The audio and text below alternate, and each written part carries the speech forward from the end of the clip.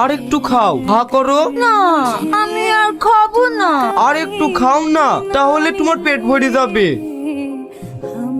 কি হলো, তোমার গলায় খাবার বেঁধে গেছে? তুমি এখানে লোক করে বসো, পেট করে পানি নিয়ে আসছি।